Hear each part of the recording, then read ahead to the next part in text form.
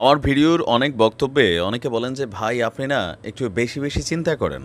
আজকের এই ভিডিওটা আপনি যদি একটু মনোযোগ দিয়ে শোনেন বা বোঝার চেষ্টা করেন তাহলে বুঝবেন যে ইসরায়েলিদের আসল টার্গেট যে যুদ্ধ না, এখানে দুইটা পলিসি অ্যাপ্লাই করেছে এরা। আর এই দুইটা পলিসি আজকের না, একটা লম্বা সময় যাবৎ এটাকে অ্যাপ্লাই করার জন্য সুযোগ খুঁজছিল। আর গত ৭ই অক্টোবরে আমাদের বীররা ইসরায়েলের ভূমি থেকে যখন ঘটনাটা ঘটে আসলো, এরপরে কিন্তু এদের এই টোটাল পলিসি একে একে বাস্তবায়ন হচ্ছে। পলিসি নাম্বার 1, প্রথম ধাপে আপনি দেখেন প্রায় ৩২,০০০ মানুষ শাহাদাত বরণ করেছে। এর মধ্যে 70% হচ্ছে বাচ্চা এবং মা।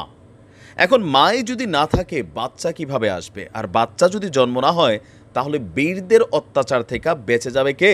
ইসরায়েল।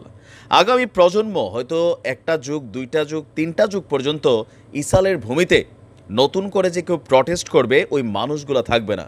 আর বাকি যারা বেঁচে যাবে এই যুদ্ধবিরতি হোক বা পশ্চিমাদের চাপে একটা সময় সে যুদ্ধটা বন্ধ হবে, তাদের জন্য করা হয়েছে আরও এক পরিকল্পনা। আর ওই পরিকল্পনাটা হচ্ছে হাতে না মেরে ভাতে মারার পরিকল্পনা। দর্শক, গত পরশুদিন দেখছি ফিলিস্তিনিরা আপনার ইফতারের মধ্যে কি খাচ্ছে? ঘাস খাচ্ছে। তবে আগামী মানে এই যুদ্ধটার পর সে এলাকাতে মানুষ ঘাস খাইতেও পাবে না, এমনই এক চাঞ্চল্যকর তথ্য দিয়েছে আপনার কৃষির জমি নিয়ে যারা কাজ করেন বা ফসল উৎপাদন নিয়ে যারা কাজ করেন, এমনই একটা আপনার তথ্য উঠে এসেছে। আমরা দেখছি যে এই যুদ্ধে ইসরায়েল আন্তর্জাতিকভাবে নিষিদ্ধ বেশ কিছু যুদ্ধাস্ত্র আছে যেগুলার ব্যবহার করছে। আর এই ব্যবহারের ফলে আমাদের ওই অঞ্চলের ভূমি তার উর্বরতা হারাচ্ছে।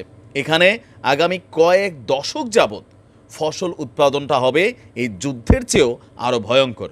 যুদ্ধ বন্ধ হয়ে যাবে কিন্তু মানুষগুলো প্রতিনিয়ত যে আফ্রিকার কঙ্গো আরও যে কিছু রাষ্ট্র আছে এদের মতনই আপনার হয়তো না খেয়ে মারা যাবে। আপনার ফিলি এগ্রিকালচার ওয়ার্ক কমিটি ইউনিয়নের যিনি পরিচালক আছেন মোয়াইয়াদ বাশার, তিনি যেই তথ্য দিয়েছেন সেই তথ্য শুনে আমার কাছে মনে হয়েছে এই পরিকল্পনাগুলো এদের একদম পাকাপোক্ত ছিল। এই হামলার ক্ষেত্রে ইসরায়েল বেশ কিছু আন্তর্জাতিকভাবে নিষিদ্ধ মেশিনারিজ ব্যবহার করছে, যেমন সাদা ফসফরাস, ক্ষতিকর বোমা এবং যুক্তরাষ্ট্রের দেওয়া ক্ষেপণাস্ত্র, যা মানুষ শাহাদাত করানোর পাশাপাশি ফসলি জমির জন্য মারাত্মক ক্ষতিকর। তিনি বলছেন যে এই ধরনের অস্ত্র ভবিষ্যতে অন্ধত্ব, ক্যান্সার, সেই সঙ্গে অঙ্গচ্ছেদ, ত্বক পুড়ে যাওয়ার মতন ঘটনা ঘটাবে। পাশাপাশি এই পদার্থগুলো যেই মেশিনারিজগুলোতে মানে আপনার কি বলা যে কেমিক্যালগুলো ইউজ করা হচ্ছে, সেগুলো যখন মাটিতে পড়ছে তখন মাটি এবং ফসল দোনোটাই বিষাক্ত করবে, পাশাপাশি মাটি তার উর্বরতা হারাতে যাচ্ছে। এই এলাকার মানুষ, প্রাণী এবং পরিবেশের উপর এর নেতিবাচক প্রভাবের উপর দৃষ্টি আকর্ষণ করেছেন তিনি। কিছু গবেষককে উদ্ধৃত করে যে তথ্য এসেছে, যেসব জমিতে এই পদার্থগুলো মিশে গেছে সেগুলো আগামী এক দশক যাবৎ ফসল ফলানোর উপযুক্ত নাও হতে পারে। যদিও হয় তাহলে এর উৎপাদনশীলতা ভালো হবে না, আর এর ফলে আপনার এই ফসলগুলো যারা যদি জন্মায় এগুলা খাইলে আরও ক্ষতিকর ইফেক্টই হওয়ার সম্ভাবনা আছে।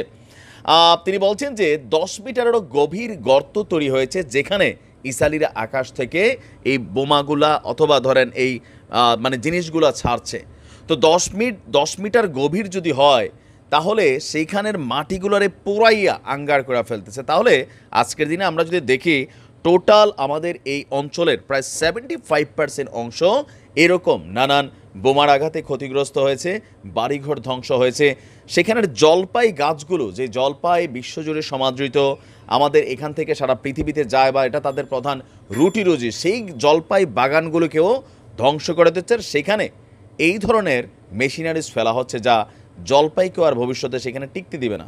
তাহলে বুঝতে পারছেন প্ল্যানটা কি, যে একটা সময় এই ভূমিটা বিরান হয়ে যাবে। আল্লাহ ভালো জানেন সামনে কি ঘটতে যাচ্ছে। আসসালামু আলাইকুম।